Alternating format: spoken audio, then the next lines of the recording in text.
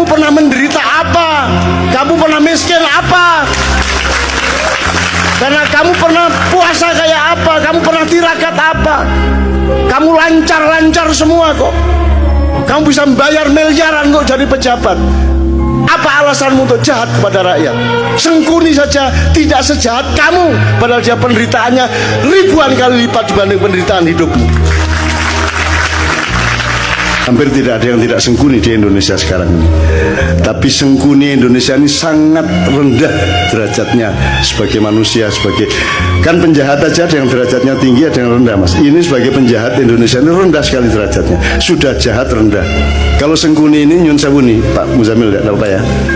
Sengkuni ini kan cuma provokator, Mas. Licik, yuwaswisu duri haulihim gitu ya, hanya ngipas-ngipasin hati, memprovokasi kan gitu tok. Itu kejahatannya tidak sampai ke terorisme, tidak sampai ke ngeboman bunuh orang massal kan, tidak sampai ke Westerling, tidak sampai ke pembunuhan massal. Sengkuni itu hanya seorang provokator, hanya seorang yang abal-abal aja. Itu dahsyat, menurut saya sangat tinggi kepribadiannya Sengkuni itu karena melihat sejarahnya Sengkuni. Sengkuni itu singkat kata, karena suatu hal seluruh keluarganya, bapak, ibunya dan saudaranya 100 orang dipenjara oleh Prabu Destoroto yang mengawini kakaknya Sengkuni ya. Dan setiap orang yang dipenjara dari 102 orang itu hanya dikasih sebutir nasi untuk makan sehari. Tidak mungkin mereka bisa bertahan hidup. Sebutir nasi, meskipun 100 butir nasi kan cuma segini, Mas. Untuk makan satu orang juga tidak kenyang, tidak akan bisa bertahan hidup. Maka singkat kata mereka berdiskusi, bapaknya ambil keputusan dan disetujui bahwa di antara 101 orang ini, 102 seharusnya, tapi yang satu kan jadi permaisurinya raja yang menghukum itu, yang wajahnya ditutup sepanjang hidupnya untuk protes kepada nasibnya dan seterusnya. Diambil keputusan bahwa harus ada yang hidup di antara 101 orang ini. Maka yang 100 orang merelakan untuk dimakan oleh yang satu. Jadi Sengkuni itu bertahun-tahun kerjanya adalah makan saudaranya.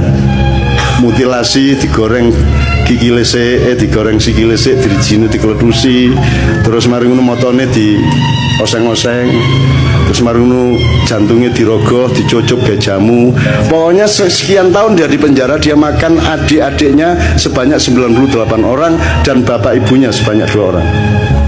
Jadi dia menjadi jahat karena dia pernah dipaksa makan untuk regenerasi ini. Ya, untuk regenerasi, untuk kehormatan keluarga, harus hidup. Maka cara satu-satunya untuk hidup adalah makan 98 adiknya, seperti Sumanto itu, tapi satu persatu. Mas, Anda pernah membentak ibu Anda? Pernah membentak ayah saya? Membentak ibu? Kalau sampean sekali membentak ibu sampean stres enggak? Bisa nggak tidur tenang Anda?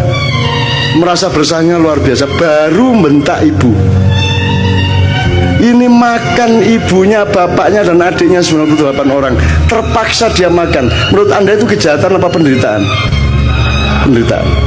Dan orang yang menderita harus makan saudaranya sendiri segitu banyak dan bapak ibunya, kemudian hanya menjadi seorang provokator, hanya menjadi seorang yang licik.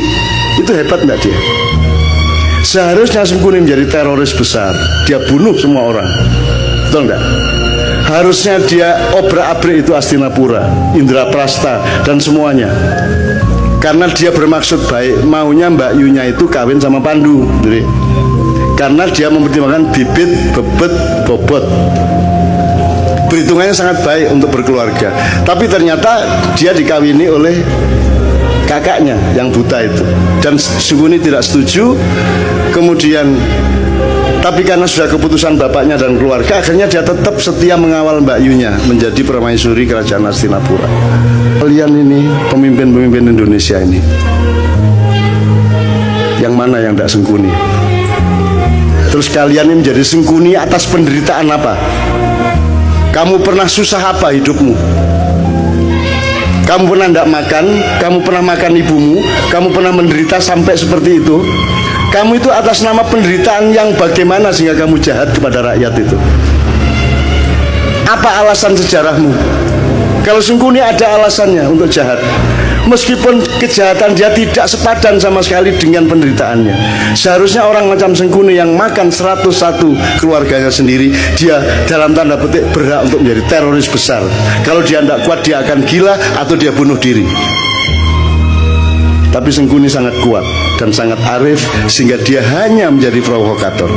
Sementara kita dipimpin oleh Sungkuni-Sungkuni yang tidak punya alasan sejarah untuk jahat kepada rakyatnya. Kamu pernah jahat apa? Kamu pernah menderita apa? Wong kami yang tidak pernah utang seperti anak-anak utang. Kamu tidak pernah kredit seperti mereka. Kamu lancar-lancar saja kok. Ya toh? Kamu juga anak orang yang tidak miskin, cukup kaya sehingga kamu bisa nyalon kok. Urusanmu sama uang-uang besar. Atas nama apa kamu jahat kepada rakyatmu? Apa alasan sejarahmu?